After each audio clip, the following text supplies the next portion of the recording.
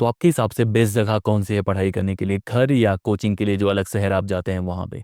अगर हम एग्जांपल लेने की कोशिश करें कि अगर आप यूपीएससी की तैयारी कर रहे हैं तो आपको घर में रह के करना चाहिए या दिल्ली आना चाहिए? ये सवाल बड़ा वाजिब सवाल है, क्योंकि बहुत बड़ा तबका एक ऐसा है जिसे मुखर्जी नगर ओआरएन अट्रैक्ट करता है, उसी तरह से कोटा अट्रैक्ट करता है नीट वालों को, आईआईटी वालों को। और एक दौर होता था जब इस तरह की डिमांड लगातार बढ़ती थी कि एग्जाम करना है तो आपको वहीं जाना पड़ेगा। इस सवाल को लेने की कोशिश करते हैं और जानने की कोशिश करते हैं कि घर में ज़्यादा बेहतर पढ़ाई हो पाएगी या इस तरह के जो हब्स होते हैं, सेंटर्स होते हैं, वहाँ ज़्यादा बेहतर पढ़ाई हो पाएगी। और खासतौर पे 2020 के बाद क्या इम्पैक्ट पड़ा है इस तरह के हब्स पे, ऑनलाइन लर्निंग पे, उन चीज़ों को जोड़ने की कोशिश कर। सबसे पहले ये एक इंपॉर्टेंट डिसीजन है किसी भी इंसान की लाइफ का कि उसे दिल्ली में रह के तैयारी करना है, इलाहाबाद में रखना है, बनारस में, लखनऊ में, या अपने घर पे रह के तैयारी करना है। जो पहला चीज़ आपको कंसीडर करना है वो स्ट्रक्चर के बारे में है। एक थ्योरी है एंथोनी गिडेंस की जो स्ट्रक्चर के बारे में बातें करती है कि जो भी हम परफॉर्म करते हैं, मान लीजिए कि हम कैसा परफॉर्म करने वाले हैं एज एजेंसी, उसमें स्ट्रक्चर का बड़ा रोल होता है। तो घर का एक स्ट्रक्चर होता है, सिमिलर एक कोचिंग इंडस्ट्री जहाँ होती है, जो हब्स होते हैं वहाँ का एक स्ट्रक्चर होता है। दोनों के अपने फायदे हैं, नुकसान के। अगर आप घर के स्ट्रक्चर की बातें करें, अगर घर में बहुत शांति है, ज़्यादा लोग नहीं हैं, ज़्यादा पढ़ने का अच्छा माहौल है, तब कहीं ना कहीं घर एक बेहतर मीडियम हो सकता है। लेकिन अगर आपके घर में बढ़िया पढ़ने का माहौल नहीं है, सारी चीज़ें नहीं हैं, तो आप इस तरह के हब्स में जाके पढ़ाई कर सकते हैं, क्योंकि वहाँ पे पीयर प्रेशर होता है, एक माहौल होता है पढ़ाई का, जहाँ पे लाइब्रेरी भी सुविधाएं होती हैं, इस तरह की सुविधाएं भी होती हैं। लेकिन अब एक और डायमेंशन इसमें जोड़ते हैं कि ज़्यादातर शहर ऐसे हो गए हैं, स्मॉल टाउन भी अब ऐसे हो गए हैं जहाँ पे लाइब्रेरी फैसिलिटीज़ अवेलेबल हैं। तो अगर आपको लगता है कि आपके घर में रह के कोई कलेश नहीं है, आप बेसिक घर में रहते हुए रह सकते हैं अच्छे से, मेंटल हेल्थ आपकी सही रहेगी, और आपको कोई आसपास लाइब्रेरी मिल रही है, तो वो भी एक बेहतर मीडियम हो सकता है। तो जब भी इस तरह की चीज़ें डिसाइड करें, आपके पास एक सॉलिड रीज़न होना चाहिए कि आप कोई काम कर रहे हैं, क्यों कर रहे हैं।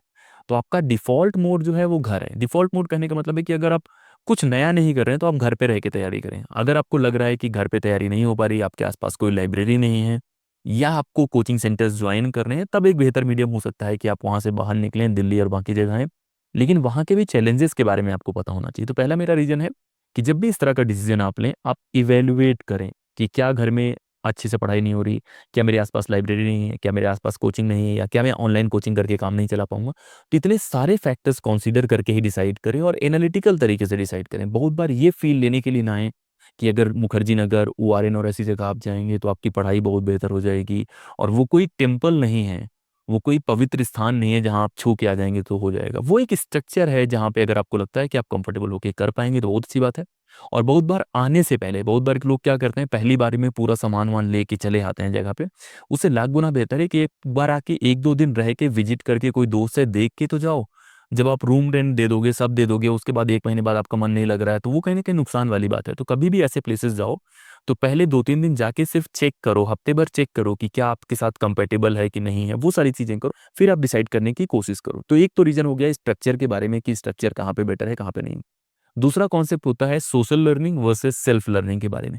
अगर आपको लगता है कि आप बहुत ज़्यादा सेल्फ लर्निंग पे फोकस कर रहे हैं, अकेले रह के पढ़ना आपको आता है, अकेले आप बहुत सारे काम कर ले रहे हैं, और घर में आपके पास इनफ स्पेस है पढ़ने का, क्योंकि घर में बहुत सारे फ़ायदे भी होते हैं, खाने से लेके बहुत सारी चीज़ें होती हैं। तो अगर वो है, लाइब्रेरी है, तो कहीं ना कहीं आप उस डायरेक्शन में जा सकते हैं, घर वाले डायमेंशन। लेकिन अगर आपको लगता है कि आप सोशल लर्निंग पे बहुत फोकस कर, आपको लोग चाहिए होते हैं जहाँ आप तैयारी कर पाएँ, आपको कोचिंग वाले एक माहौल चाहिए होता है, वो सारी चीज़ें चाहिए होती हैं, तो कहीं ना कहीं आप इस तरह के प्लेसेस में मूव कर सकते हैं, और वो आपके लिए ज़्यादा सूटेबल होगा। तो कोई जेनेरिक एडवाइस नहीं है कि आप यहाँ आ जाइए या घर पे कीजिए। वो सारी चीज़ें इस पे डिपेंड करती है कि आप कैसे माहौल में पढ़ने के आदी हैं। अगर आपको सेल्फ लर्निंग है, सेल्फ स्टडी पे फोकस करना है, तो आप कहीं भी रह के पढ़ें, कोई दिक्कत नहीं। आप इलाहाबाद में हैं, लखनऊ में हैं, कानपुर में हैं, कहीं भी कोई फ़र्क नहीं पड़ता। आपको एक कमरा चाहिए, किताबें चाहिए, आप पढ़ेंगे, अच्छा करेंगे। और अभी रिसेंट रिजल्ट में ऐसे बहुत सारे बच्चे हैं जो अपने घर से पढ़ाई कर रहे हैं, अच्छा कर रहे हैं। तो वो भी एक कंसीडर करना है कि आप सोशल लर्निंग वाले हैं, सेल्फ लर्निंग वाले हैं। और वो बातें आपको तभी पता चलेगी जब आप 6 महीने, साल भर खुद से पढ़ने की कोशिश करेंगे। 6 महीने तो पढ़ो ही, जहाँ पे बेसिक स्टैंडर्ड किताबें हैं, एनसीईआरटी हैं, क्वेश्चंस लगाने की कोशिश करो। और सबसे पहला जो प्रोसेस है वो सेल्फ डायग्नोसिस है। खुद को पहचानो तो कि उस काम के लिए आप बने हो कि नहीं बने हो। जबरदस्ती खुद को उस काम में घुसा दे रहे हो, तो ये सारी चीजें पता करो, तब कहीं ना कहीं बेहतर हो पाए। तीसरा जो एस्पेक्ट है वो है इकोनॉमिक लॉजिक, कि जो भी चीजें आप कर रहे हैं आप हमेशा उसको फाइनेंस से जोड़ के देखते हैं। और ज़्यादातर मिडिल क्लास बच्चे होते हैं तो वो कैलकुलेट भी करते हैं कि अगर मैं घर पे रह के तैयारी करता हूँ तो मंथली मेरा कितना खर्चा आएगा, अगर मैं दिल्ली और बाकी जगह जाता हूँ तो कितना खर्चा आएगा। तो अगर आप घर पे रहते हैं तो खर्चा क्या ही है, अगर आपने लाइब्रेरी ज्वाइन कर ली, 1,500-2,000 या उससे कम भी हो सकता है।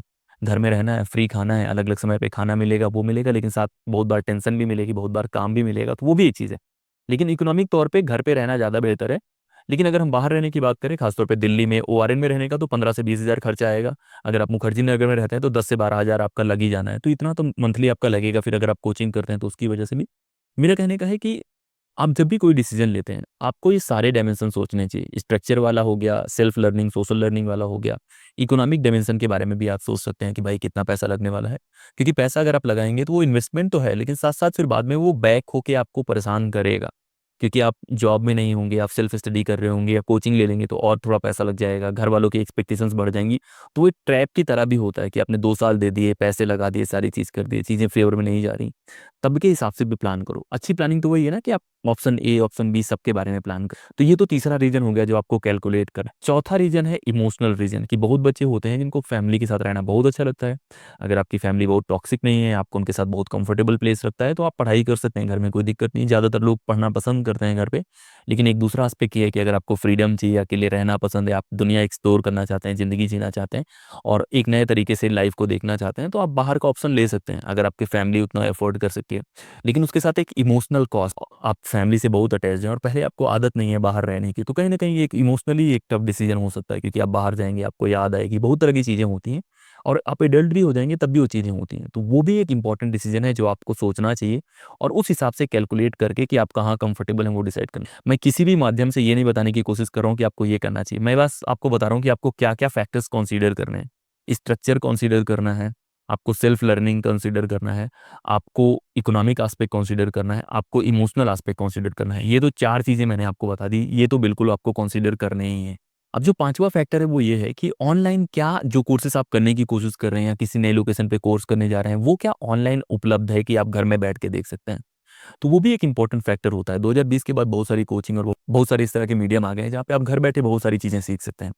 तो उन चीज़ों को भी कंसीडर करो कि यार जो चीज़ आप करने जा रहे हो इतना दूर, क्या वो घर में बैठ के हो सकता है? अगर घर में बैठ के हो सकता है तो किस तरह से हो सकता है? और वो करने के बाद आप डिसाइड करो। मैं तो बहुत बार बोलता हूँ कि आप हाइब्रिड भी कर सकते हो, जो कि मुझे बेस्ट लगता है, कि शुरुआती जो आपकी पढ़ाई है आप घर पे रहने की कोशिश करो, एक लेवल आपका बन जाए, तो टेस्ट सीरीज़ के लिए आप दिल्ली आ सकते हैं, आप इंटरव्यू के लिए दिल्ली आ सकते हैं और ये एक बेहतर मीडियम हो सकता है। क्योंकि जब आप सेल्फ स्टडी कर रहे होंगे तो घर पे रह के, अगर आप घर पे रह के करते हैं तो आप कंफर्टेबल स्पेस में हैं, कोई ज़ोर नहीं पड़ रहा है, आपको किसी की ज़रूरत नहीं है। उसके बाद फिर आपको प्रैक्टिस के लिए, टेस्ट सीरीज़ के लिए, उस तरह की चीज़ों के लिए आप आ सकते हैं दिल्ली और बाकी जगह। आपका खर्चा भी बच जाएगा, आपको दोनों जगह का एक्सपीरियंस भी मिल जाएगा। तो ये तो तरीके हैं कि आप कैसे डिसाइड करते हैं कि आपको घर पे रहना है कि बाहर रहना है। मैं जो मना करता हूँ बच्चों को वो है कि इमोशनल डिसीज़न मत लो। आपका दोस्त दिल्ली में रह के तैयारी कर रहा है, आपको रहना है, मतलब ये वर्क नहीं करेगा। एनालिटिकल तरीके से सोचो, या आपको लग रहा है कि वहाँ जाऊँगा तभी पढ़ूँगा, यहाँ नहीं पढ़ पाऊँगा। अगर आपके पास इतना कम मोटिवेशन है कि आप किसी जगह रह के नहीं पढ़ पा रहे हैं, किसी जगह जाएँगे पढ़ेंगे, तो प्रॉब्लमेटिक एस्पेक्ट है, क्योंकि आपको पढ़ाई में इंटरेस्ट होना चाहिए। और ये एग्ज़ाम टफ एग्ज़ाम है, ये कोई सिंपल एग्ज़ाम नहीं। यूपीएससी की बात करो, नीट की बात करो, आईआईटी की बात करो, ये ईज़ी एग्ज़ाम्स नहीं है। तो अगर आपको ये लग रहा है कि वहाँ जाऊँगा, मैं बटन दबाऊँगा हो जाएगा, तो नहीं होने वाला। ये बहुत मेहनत डिमांड करते हैं, बहुत स्मार्ट स्ट्रैटेजी डिमांड करते हैं, बहुत एनालिटिकल एस्पेक्ट डिमांड करते हैं। जो बच्चे निकालते हैं स्मार्ट बच्चे होते हैं और वो मेहनत करते हैं। वो ऐसे नहीं है कि यार चलो मन कर रहा है एक बार ट्राई करके देखते हैं, उसमें नहीं निकलता, उसमें सिर्फ ट्राई होता है।